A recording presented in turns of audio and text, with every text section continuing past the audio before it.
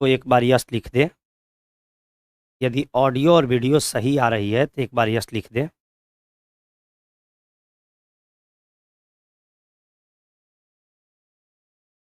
चलिए तो हम लोग आज के क्लास में चलेंगे।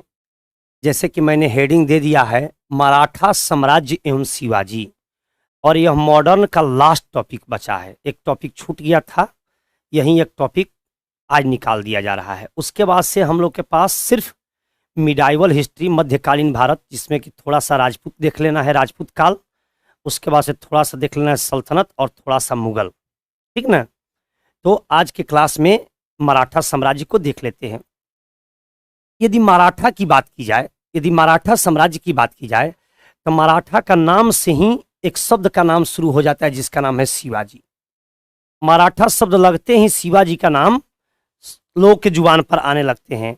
तो कुल मिला के बात करते हैं कि शिवाजी का जन्म 1627 में हुआ था, 1680 तक के रहे थे। तो शिवाजी के विषय में अगर बात किया जाए, शिवाजी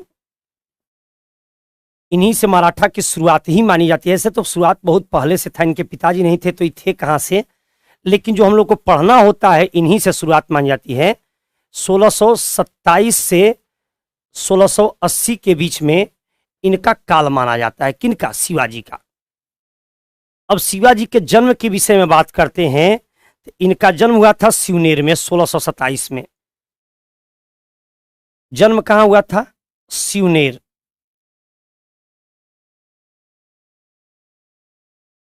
और कब जन्म हुआ था?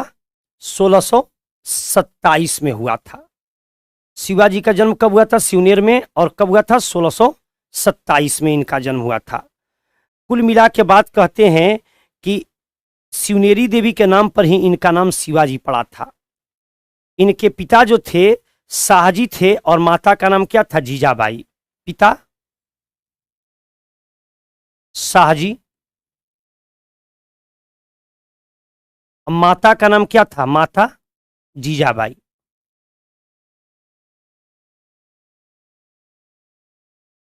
इनका नाम शिवाजी पड़ा था। वहां की एक फेमस देवी थी, तमाम अपनी अपनी दंत कथाएं हैं, शिवनेरी देवी के नाम पर। किस देवी के नाम पर? शिवनेरी देवी के नाम पर। शिवनेर का किला भी है, शिवनेर का किला भी महाराष्ट्र में है। तो पिता का नाम बता दिए, माता का नाम बता दिए। इनके पिता का नाम क्या था? तो शाहजी, और माता का नाम क्या था? जीजाबाई।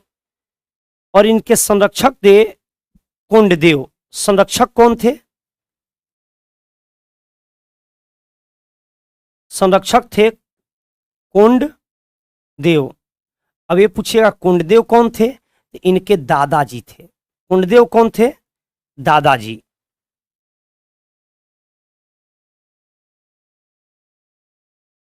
कोंडदेव कौन थे? दादाजी थे।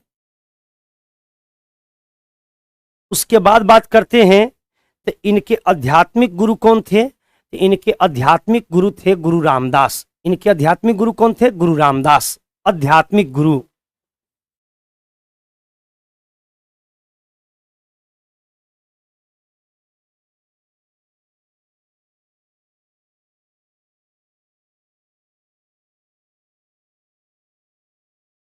जितने नाम मैंने बोला है इससे क्वेश्चन तमाम पुलिस का रहा है, इसलिए मैंने टोटल इस स्टडी को लिख दिया है, क्योंकि यहां से क्वेश्चन डायरेक्ट रह जाते हैं, ठीक है ना। तो इसलिए इसको डायरेक्ट मैंने लिखा है। पत्नी का नाम है साई देवी। इनकी 7 पत्नियां थी। पहली पत्नी का नाम लिख दे रहे हैं साई देवी। पत्नी कौन थी? तो यहां पर लिख दे रहे हैं पहली पत्नी, या पत्नी लिख देते हैं साई देवी। साई देवी मतलब तो कुल पत्नियां 7 थी। कुल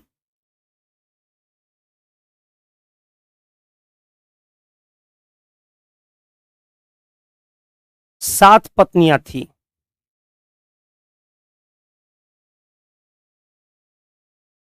कितनी पत्नी थी इनकी? कुल 7 पत्नी थी। यहां तक तो क्लियर हो गया। अब मराठा के विषय में बात किया जाए तो आप यहां पर देख सकते हैं कि यह जो इलाका जो है, यही इलाका महाराष्ट्र का मराठा का होगा, है, होगा नहीं है। यही जो इलाका है महाराष्ट्र का, ये मराठा का इलाका है। तो कुल मिला के बात करते हैं कि औरंगजेब, देखिए विवाद कहां से शुरू हुआ कि औरंगजेब चाहता था कि इस्लामिक बनाना और ये चाहते थे हिंदू राष्ट्र को स्थापित करना। यही विवाद का जड़ था, ये धर्म नहीं छोड़ रहे थे, औरंगजेब चाह रहा था धर्म परिवर्तित करना। तो यही दोनों के विवाद का कारण रहा। तो अब बात करते हैं थोड़ा सा इसके आगे। तो इसके आगे यदि बात करते हैं तो इनका पहला जो हुआ था सैन्य अभियान, यह किसके खिलाफ हुआ था? तो आदिल शाह के खिलाफ हुआ था। प्रथम सैन्य अभियान, प्रथम सैन्य अभियान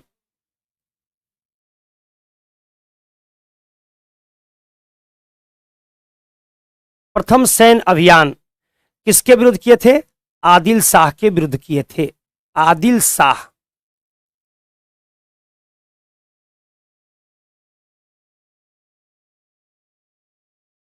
शिवाजी का प्रथम सैन्य अभियान किसके विरुद्ध हुआ था? आदिल शाह के विरुद्ध हुआ था। कोई दिक्कत?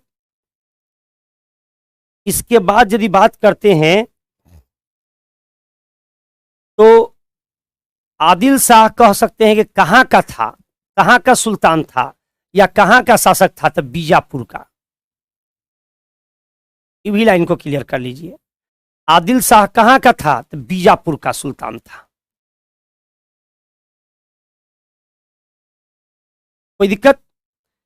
उसके बाद यदि बात करते हैं अगली बात, तो 1643 में ये क्या किए कि आदिल शाह के विरुद्ध करके मैंने अभियान करके और इन्होंने सिंहगढ़ का किला जीता।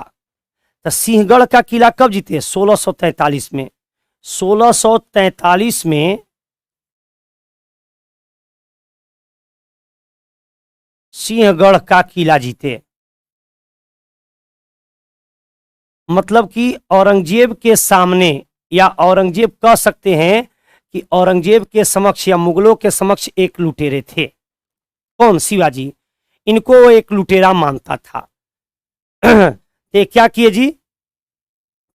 सिंहगढ़ के किले जीते। और 1654 में एक और किला जीत लिए जिसका नाम है पुरंदर का किला। बाद में पुरंदर की संधि हुई थी 1664-65 में। 1654 में एक क्या जीते? पुरंदर का किला जीते।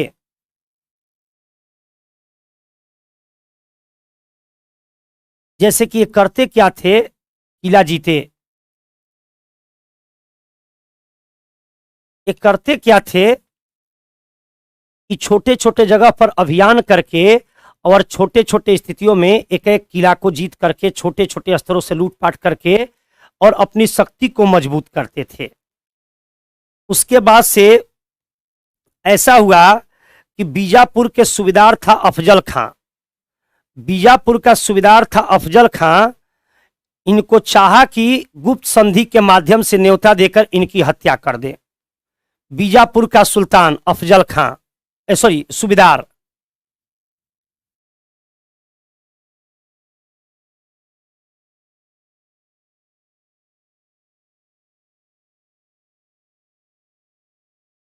अफजल खां कब जी? 1659 में गुप्त संधि का न्योता दिया। क्या किया जी? गुप्त संधि का न्योता दिया इनकी हत्या करने के लिए। लेकिन ये क्या किए कि ये सीधे इसी को माने क्या बोलते हैं, अफजल खां की हत्या कर दिए। गुप्त संधि का न्योता दिया।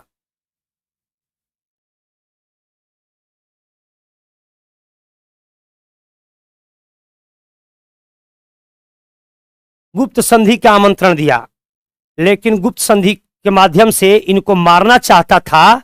लेकिन 1669 में क्या किए? उसकी हत्या कर दिए।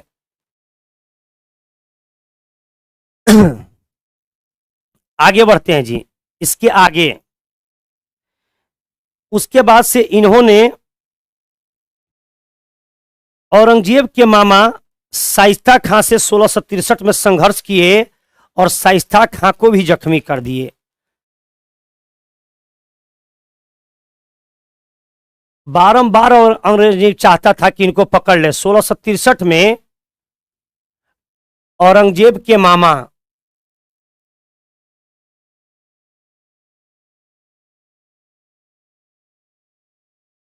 शाइस्ता खां से संघर्ष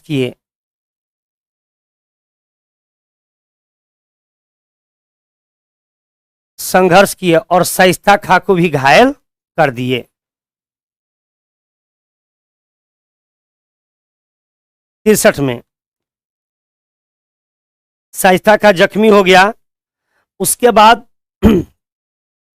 1664 में इन्होंने सूरत शहर को लूटा, जो मुगलों के लिए बहुत रेवेन्यू वाला शहर था।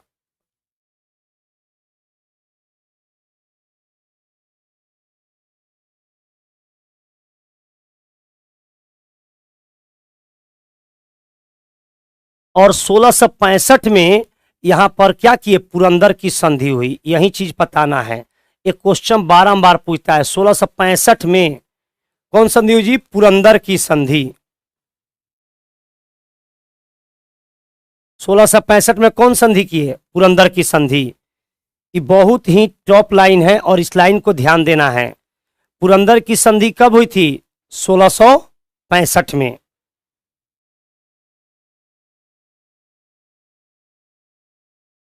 तो पुरंदर की संधि के विषय में एक यही बात कहा जाता है कि एक कछवाहा राजा जय सिंह थे। ये शिवाजी के साथ ये संधि किए, जिसमें कि 35 में से 23 किले उनको देने पड़े। और मुगलों के रूप में कछवाहा राजा जय सिंह मध्यस्थता किए। कौन मध्यस्थता किए? कछवाहा राजा जय सिंह।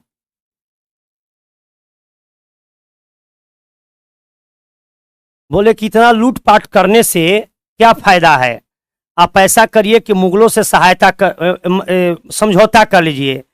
तो इनके तमाम जीते हुए 35 किले थे। 35 में से 23 किले इनको लौटाने पड़े। क्या करने पड़े? लौटाने पड़े। मैं बताया कि कछवाहा राजा जयसिंह मध्यस्थता किए और कहे कि 35 में से 23 किले लौटाने की बात कहे। उसके अलावा इनके जो बेटा थे संभाजी, उनको मुगल दरबार में भेजने की बात कहे। लेकिन कुल मिलाकर के 1666 में शिवाजी जब उनको लेने के लिए गए तो शिवाजी को 1666 में मुगल दरबार में बंदी बना लिया गया। लेकिन वहां से शिवाजी भाग निकले। कब? 1666 में। और निकलने के बाद फिर क्या किए? 1670 में इन्होंने सूरत की लूट की। शिवाजी को, एक क्वेश्चन लिख लीजिए, शिवाजी को मुगलों ने धोखे से 1666 में बंदी बनाया। इनके बेटा को भी कछवाहा राजा जयसिंह इनको बोले थे कि मुगल दरबार का स्थान में चलिए। ये जब गए तो 1666 में इनको बुलाया, न्योता दिया कि आइए बातचीत कीजिए। लेकिन बातचीत बिगड़ गई और वहीं इनको बंदी बना लिया गया। फिर वहां से बहुत जतन करके क्या किए? मुगल के दरबार से भाग गए। और भागने के बाद, मुगल के दरबार से भागने के बाद 1670 में इन्होंने क्या किया? दोबारा सूरत को लूटा। दोबारा सूरत को कब लूटे? 1670 में। इन्होंने दोबारा सूरत को कब लूटे? 1670 में। तो सूरत को दोबारा कब लूटे? 1670 में। उसके बाद अब चलिए हम लोग काम की बातें करें। तो शिवाजी ने अपना राज्याभिषेक कब कराया? शिवाजी का राज्याभिषेक, यहां से क्वेश्चन आ सकता है।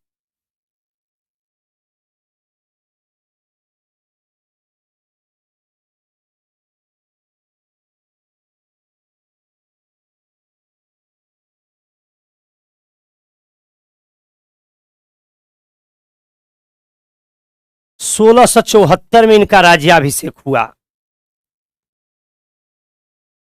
शिवाजी का राज्याभिषेक कब हुआ? 1674 में। इस क्वेश्चन को जरूर नोट कर लीजिएगा। कब हुआ था जी? 6 जून 1674 को। डेट क्या था? 6 जून 1674 को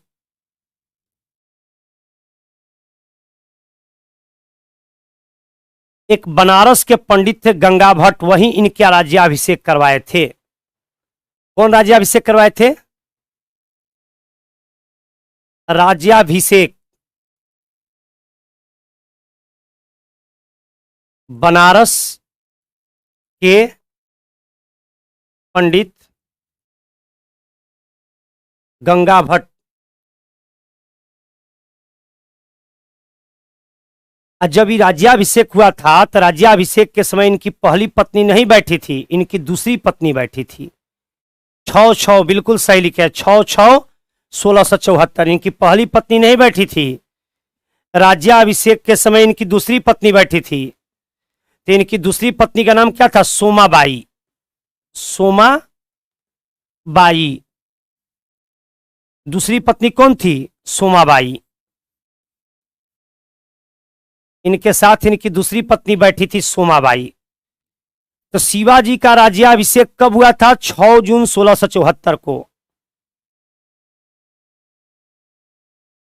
कौन कराए थे? तो बनारस के एक पंडित थे गंगा भट्ट, बहुत उस समय के नामी पंडित थे, उन्होंने ही राज्याभिषेक करवाया था।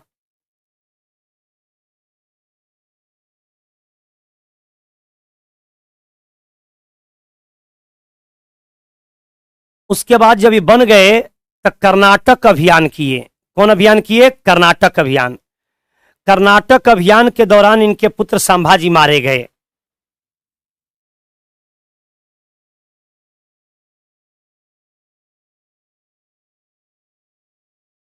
कर्नाटक अभियान कब किए थे? 1680 में। एक कर्नाटक अभियान कब किए थे? 1680 में। और उसी समय क्या हुआ? इनके पुत्र उसी अभियान के दौरान शिवाजी बीमार पड़े और उसी समय 3 अप्रैल 1680 को इनके पुत्र मारे गए।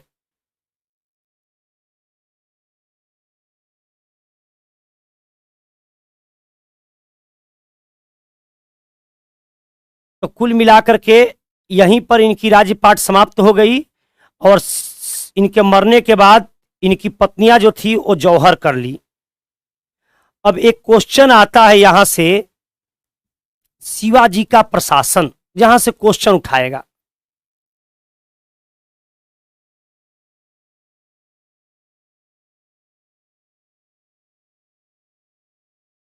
शिवाजी के प्रशासन से जो क्वेश्चन उठाएगा तो एक क्वेश्चन उठता है अष्टप्रधान। अष्टप्रधान मतलब 8 मंत्रियों का समूह।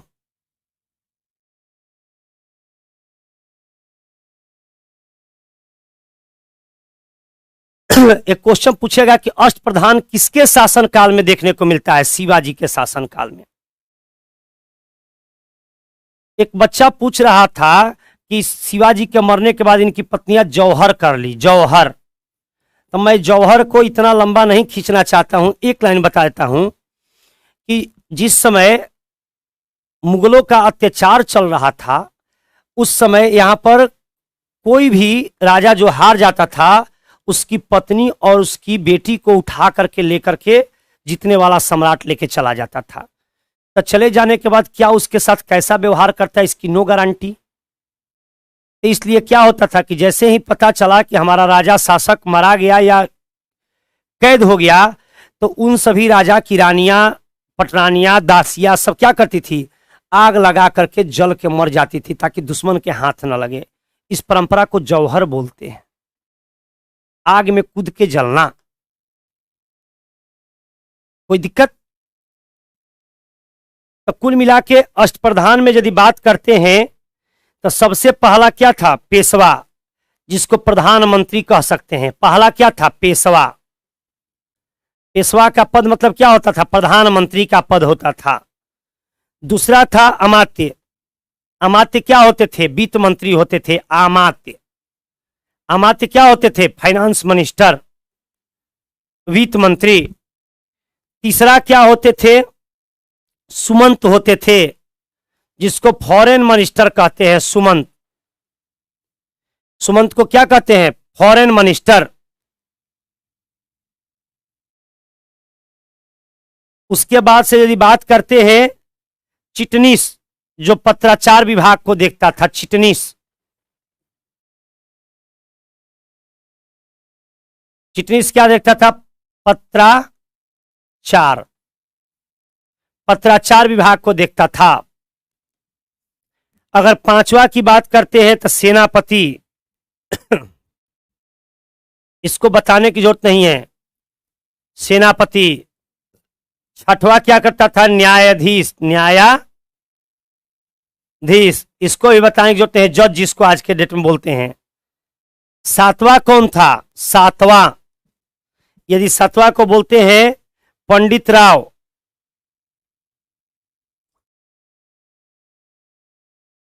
पंडित राव, इसका मतलब होता था मुख्य सलाहकार।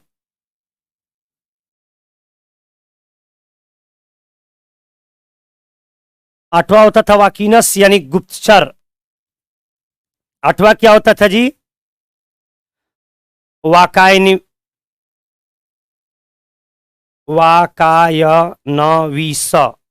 वाकायनवीस मतलब गुप्तचर, वाकायनवीस मतलब गुप्तचर।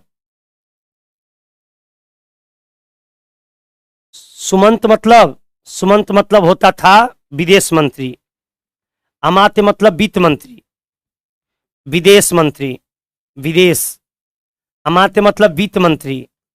अब पेशवा मतलब प्रधानमंत्री, पीएम लिख देते हैं।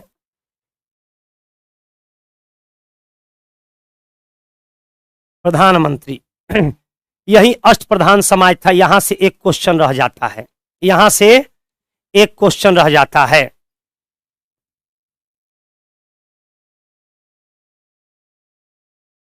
आपस में बातचीत मत कीजिए, आपस में बातचीत मत कीजिए, कोई दिक्कत? अब बात करते हैं कर का, टैक्स। तो कर जो लगता था वो क्या लगता था? चौथ लगता था कर। अगला पॉइंट, शिवाजी के साम्राज्य जो थे उसमें कर की व्यवस्था क्या थी? कर यानी टैक्स। टैक्स कितना लगते थे? चौथ। चौथ मतलब होता था उपज का, उपज का 1/4। इसको क्या बोलते थे? चौथ बोलते थे। एक कर था जो सरदेशमुखी था। क्या था जी? एक कर का नाम था सरदेशमुखी।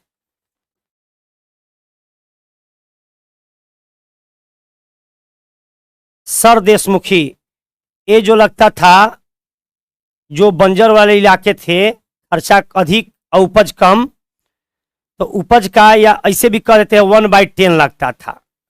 सरदेशमुखी कितना लगता था? 1/10।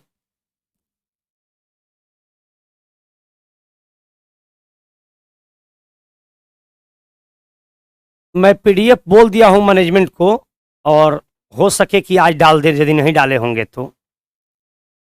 3 दिन से तो मैं खुद ही नहीं था, तो हो सकता है कि नहीं डाले हों, तो आज मैं फिर बोल दूंगा डालने के लिए। राज्याभिषेक का मतलब क्या होता है गुरुजी? राज्याभिषेक का मतलब होता है जब राजा बनते हैं तो मुकुट धारण करते हैं, तो एक उत्सव मनाते हैं जिसको राज्याभिषेक कहते हैं, राजा बनने का परंपरा। धार्मिक नीति सहिष्णु थी। एक क्वेश्चन ये भी प्रीवियस है कि किसने शिवाजी के साम्राज्य को डाकू साम्राज्य कहा है? शिवाजी के साम्राज्य को डाकू साम्राज्य, साम्राज्य किसने कहा है? तो इसका सही जवाब है स्मिथ। शिवाजी के साम्राज्य को डाकू साम्राज्य किसने कहा है? स्मिथ। कोई दिक्कत?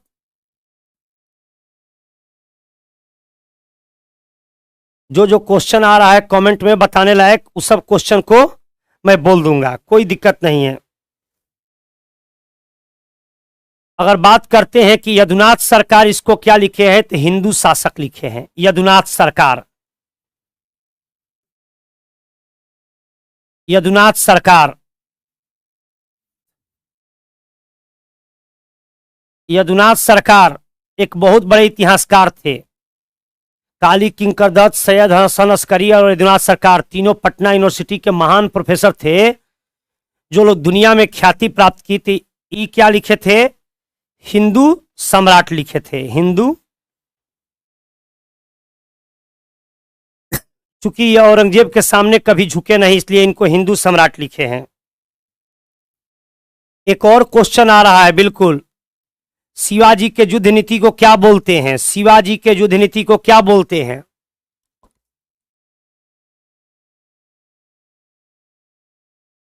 शिवाजी के युद्ध नीति को क्या बोलते हैं? गुरीला युद्ध पद्धति।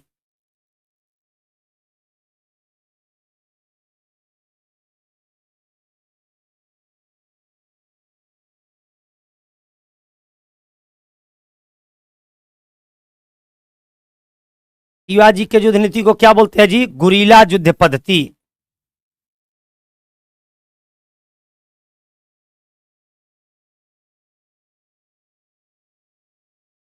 गुरीला युद्ध पद्धति। अब शिवाजी के विषय में तो यहां तक मैंने बता दिया जितना इंपॉर्टेंट है, लेकिन शिवाजी के मृत्यु के उपरांत कुछ और क्वेश्चन जहां से पूछते हैं वहां पर चलते हैं। तो शिवाजी के मृत्यु के उपरांत उत्तराधिकारी 1680 के बाद,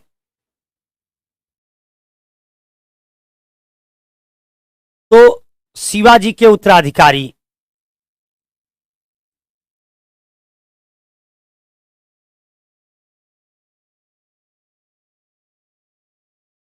शिवाजी के उत्तराधिकारी मृत्यु कब हुई थी? 1680। राजा राम, एक क्या थे? संभाजी।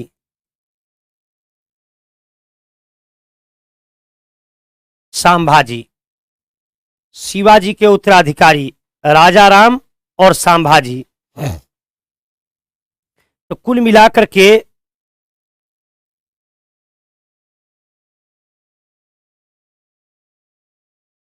संभाजी के बड़े पुत्र जो रहे हैं, संभाजी के जो बड़े पुत्र है साहू, उनको 1680 से 89 तक यहां पर शासन दिया गया।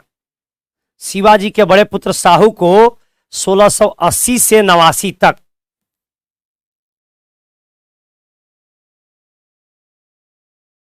कौन बने? साहू, उत्तराधिकारी के रूप में।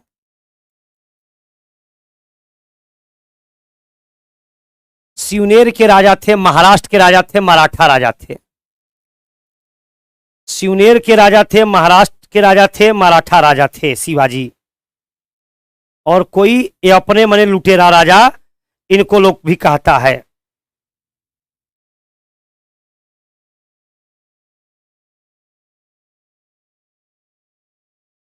ऐसा कहा जाता है कि औरंगजेब का विद्रोही पुत्र जो अकबर था, वो भी संभाजी से मिलता था, संभाजी उसे शरण देते थे।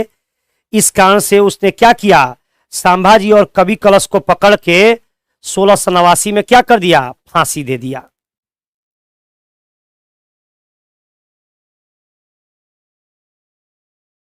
औरंगजेब रहा था 1707 तक। औरंगजेब के विद्रोही पुत्र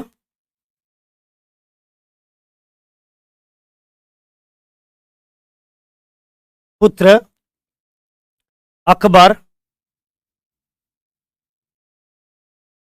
के शरण देने के आरोप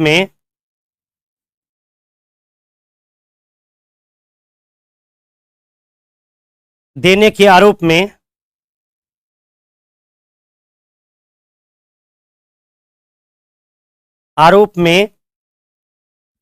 संभाजी जी और कवि कलश इनके सहयोगी थे, कवि कलश को औरंगजेब फांसी दे दिया। औरंगजेब क्या कर दिया जी? मृत्युदंड दे दिया, मृत्युदंड।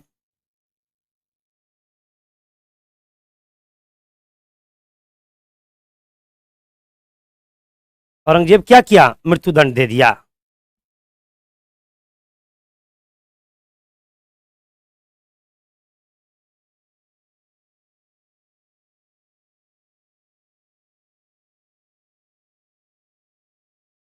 उसके बाद से कौन बने? राजा राम उत्तराधिकारी बने। कौन बने? राजा राम उत्तराधिकारी बने। और इन्होंने क्या किया? राजधानी सातरा बनाया। उसके बाद कौन उत्तराधिकारी बने? राजा राम। और इन्होंने क्या किया? राजधानी कहां बनाया? सातरा, सतारा, नागपुर।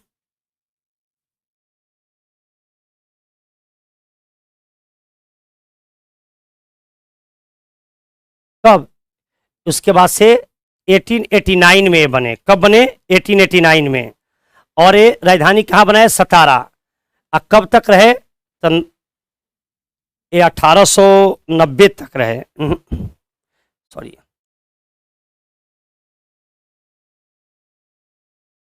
1700 तक इन्होंने कहां बनाया? राजधानी सतारा बनाया। और इन्होंने कहां रहा? तो 1689 से 1700 तक ये रहे। उसके बाद से कुल मिला के यहां पर साहू बने, जिन्होंने छत्रपति के नाम से विख्यात हुए। तो शिवाजी के उत्तराधिकारी बने और उसके बाद से यहां पर पेशवा का पद बनने लगा। क्या बनने लगा? शिवाजी के उत्तराधिकारी और पेशवा का पद बनने लगा।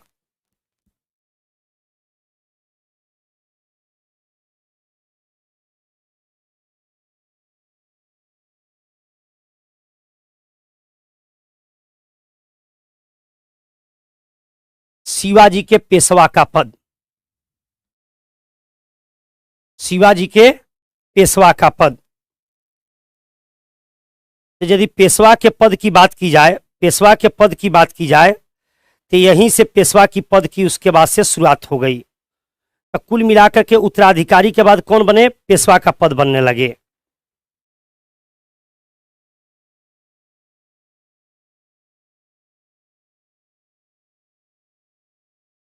पहले पेशवा कौन बने? बाजीराव प्रथम। 1720 से 1740।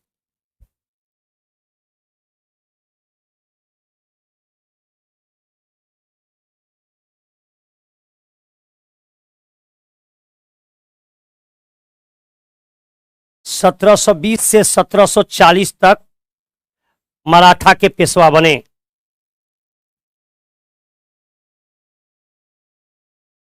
सत्रह सौ बीस से 1740 तक मराठा के पेशवा बने। इन्होंने क्या किया कि इन्होंने छत्रप धारण किया। और कुल मिलाकर के कह सकते हैं कि बुंदेलखंड के शासक जो छत्रसाल थे उनको भी मिलाए। दूसरा पेशवा कौन बने?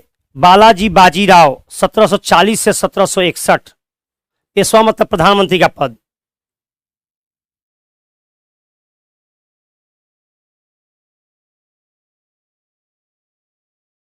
कब बने? 1740 से 1761 तक। अगला पेशवा कौन बने?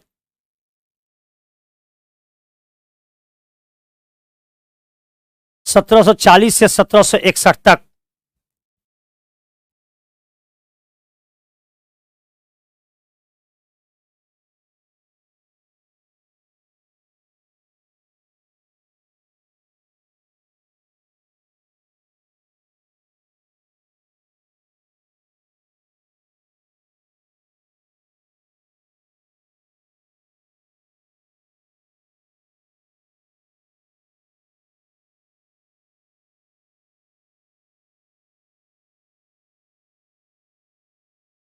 चलिए, तो उसके बाद से पेशवा में दूसरे पेशवा कौन थे? बालाजी बाजीराव। 1740 से 1761 तक। एक चीज यहां से बिहार पुलिस के लायक क्वेश्चन है। क्वेश्चन तो बहुत ज्यादा है बाबू, एक बात जान लीजिए कि क्वेश्चन बहुत ज्यादा है, लेकिन हम पढ़ा रहे हैं टॉपिक बिहार पुलिस का, तो उसी का डेट टाइम को चला जाएगा। शिवाजी हाथ कब काटे थे, पैर कब काटे थे, इस सब कहानी स्टोरी से थोड़े क्वेश्चन आएगा। इसलिए जो क्वेश्चन पूछने वाला है उसी पर बस केवल चर्चा करनी है। उसके बाद से यदि बात करते हैं तो बालाजी बाजीराव का वास्तविक नाम क्या था? नाना साहेब।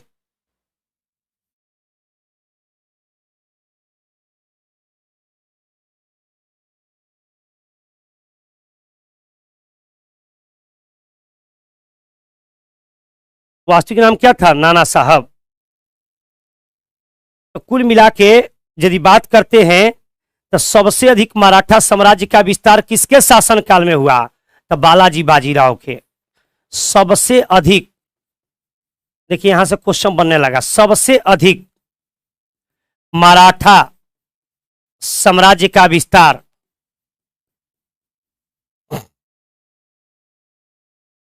सबसे अधिक मराठा साम्राज्य का विस्तार किसके शासनकाल में हुआ? बाजीराव के शासनकाल में। किसके शासनकाल में?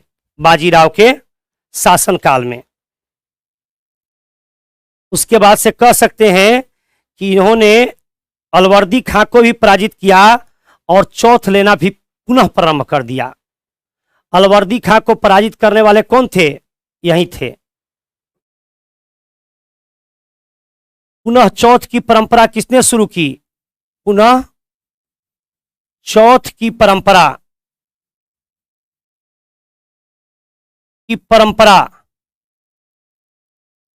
पुनः चौथ की परंपरा किसने शुरू की? चौथ मतलब होता था उपज का 1/4 रेवेन्यू लेना। या फिर किसने चालू की? तो इसी ने चालू की। कौन? बालाजी बाजीराव या नाना साहेब। बालाजी बाजीराव।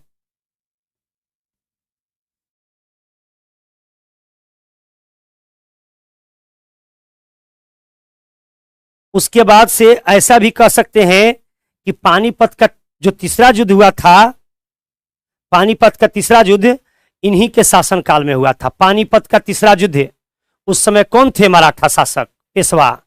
पानीपत का तीसरा युद्ध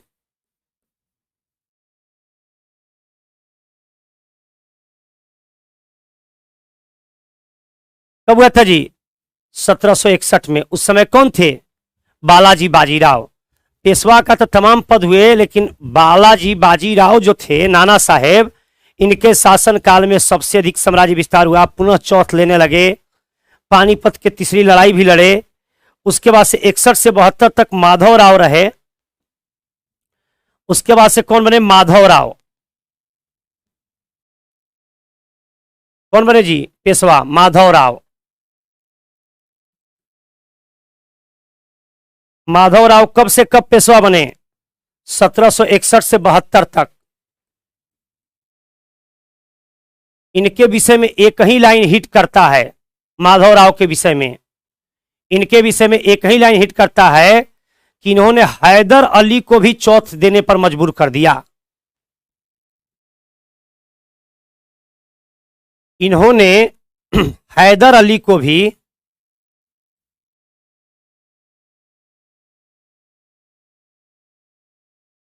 चौथ देने पर मजबूर कर दिया।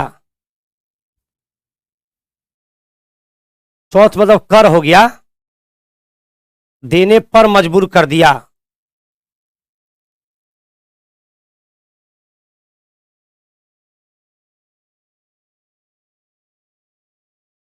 इन्होंने हैदर अली को भी चौथ देने पर मजबूर कर दिया।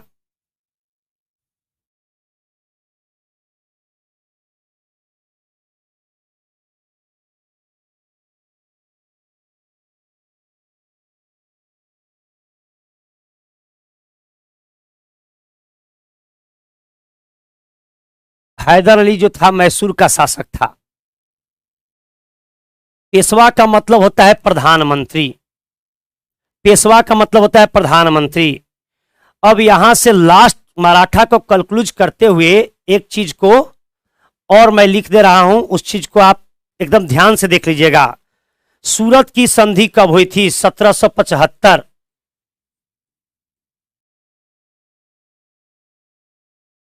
इसको नोट कर लीजिएगा एकदम लाइन को। सूरत की संधि सूरत की संधि कब हुई थी? 1775। पुरंदर की संधि कब हुई थी? अलग से इसीलिए लिखवा दे रहे हैं, पुरंदर की संधि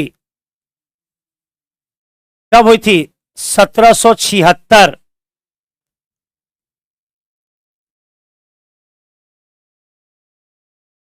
सालाबाई की संधि कब हुई थी? 1782।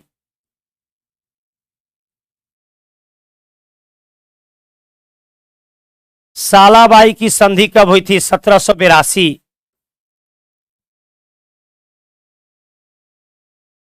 बाजीराव मस्तानी वो कहानी है, बाजीराव मस्तानी एक कहानी है, केवल टॉपिक पढ़ लीजिए।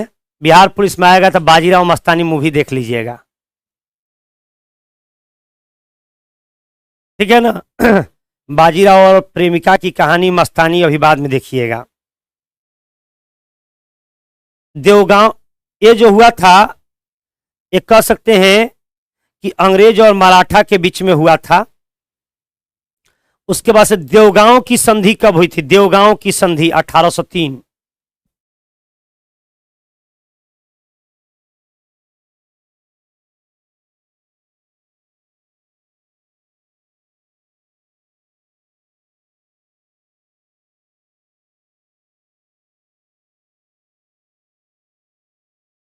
देवगांव की संधि कब हुई थी? 1803 में।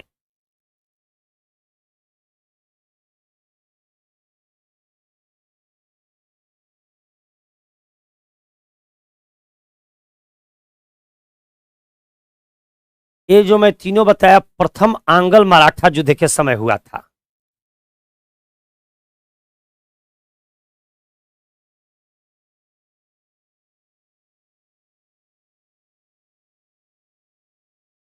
ये कंफ्यूज मत कर जाइएगा कि पुरंदर की संधि एक बार शिवाजी के साथ भी लिखवाए थे, उसमें कंफ्यूज मत करिएगा। प्रथम आंग्ल मराठा युद्ध के साथ, ठीक है ना, कंफ्यूज नहीं करना है। उसके बाद से द्वितीय आंग्ल मराठा युद्ध के समय ये हुआ था, देवगांव की संधि। देवगांव की संधि कब हुई थी? द्वितीय आंग्ल मराठा युद्ध के समय देवगांव की संधि हुई थी। उसके बाद से एक पूछा था है कि पूना की संधि कब हुई थी? 1817 में। पूना की संधि कब हुई थी? 1817 में।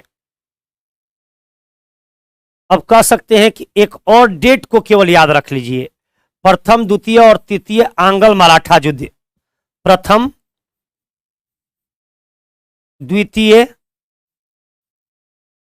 और तृतीय आंग्ल मराठा युद्ध कब हुआ था? तृतीय आंग्ल मराठा युद्ध कब हुआ था? ये हुआ था 1775 से 1782 के बीच।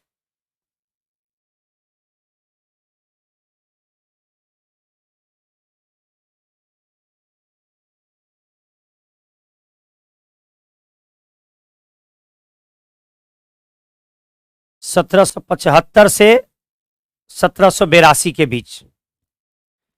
द्वितीय आंग्ल मराठा युद्ध कब हुआ था? 1803 से 1805।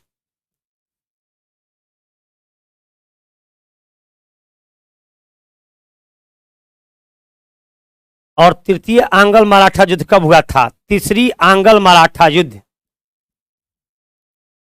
तो तृतीय आंग्ल मराठा युद्ध था 1817 से 1818।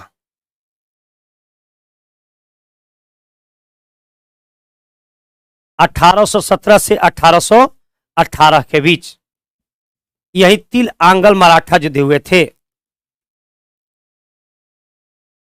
ठीक है। तो यहीं पर क्लास को हम छोड़ देते हैं और हमारा एनिशिएंट तथा मॉडर्न समाप्त हो गया। अब अगले क्लास से आपको मिडाइवल हिस्ट्री मध्यकालीन भारत चलेगा। तब तक के थैंक यू।